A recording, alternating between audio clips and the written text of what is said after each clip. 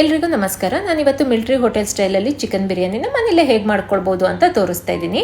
ಮೊದಲಿಗೆ ಒಂದು ಮಿಕ್ಸರ್ ಜಾರಲ್ಲಿ 1 ಮುಷ್ಟಿಯಷ್ಟು ಪುದೀನ ಸೊಪ್ಪು, 1 ಮುಷ್ಟಿಯಷ್ಟು ಕೊತ್ತಂಬರಿ ಸೊಪ್ಪು ಮತ್ತು 1 ಮುಷ್ಟಿಯಷ್ಟು ಕರಿಬೇವಿನ ಎಲೆಗಳನ್ನು ಹಾಕೊಳ್ತಾ ಇದ್ದೀನಿ.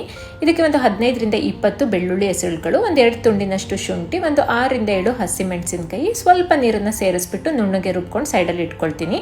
ಈಗ ಕುಕ್ಕರಿಗೆ 2 ಚಮಚದಷ್ಟು ಎಣ್ಣೆ, 2 ಚಮಚದಷ್ಟು ತುಪ್ಪ ಹಾಕೊಳ್ತಾ ಇದ್ದೀನಿ. ಎಣ್ಣೆ ಬಿಸಿ ಆದ ನಂತರ ಪಲಾವಿನ ಸಾಮಾನು ಮತ್ತು 2 ಕಟ್ ಮಾಡ್ಕೊಂಡಿರೋ ಈರುಳ್ಳಿನ ಹಾಕೊಂಡು ಈರುಳ್ಳಿ ಕಲರ್ ಚೇಂಜ್ ಆಗೋವರೆಗೂ ಫ್ರೈ ಮಾಡ್ಕೊಳ್ತಾ ಇದ್ದೀನಿ. ನಂತರ ಇದಕ್ಕೆ ಅರ್ಧ kg ಚಿಕನ್ನು, ರುಬ್ಬಿಟ್ಕೊಂಡಿರೋ ಮಸಾಲ, ರುಚಿಗೆ ತಕ್ಕಷ್ಟು ಉಪ್ಪು, ಒಂದು ಅರ್ಧ ಚಮಚದಷ್ಟು ಅರಶಿನದ ಪುಡಿ, 1 ಚಮಚದಷ್ಟು ಬಿರಿಯಾನಿ ಪೌಡರು ಮತ್ತು 2 ಚಮಚದಷ್ಟು ಮೊಸರನ್ನ ಹಾಕೊಂಡು ಎಲ್ಲ ಮಿಕ್ಸ್ ಮಾಡಿಕೊಂಡು ಮಸಾಲದೆಲ್ಲ ಹಸಿ ಸ್ಮೆಲ್ ಹೋಗೋವರೆಗೂ ಒಂದು ಪ್ಲೇಟ್ನ ಮುಚ್ಚಿ ಮೀಡಿಯಂ ಫ್ಲೇಮಲ್ಲೇ ಬೇಯಿಸ್ಕೊಳ್ತೀನಿ. ಸುತ್ತ ಎಣ್ಣೆ ಬಿಡ್ತಾ ಬರುವಾಗ ಅಕ್ಕಿನ ಹಾಕೊಳ್ತಾ ಇದ್ದೀನಿ. 1 ಲೋಟದಷ್ಟು ತೊಳೆದಿರುವಂತಹ ಅಕ್ಕಿನ ಹಾಕೊಳ್ತಾ ಇದ್ದೀನಿ.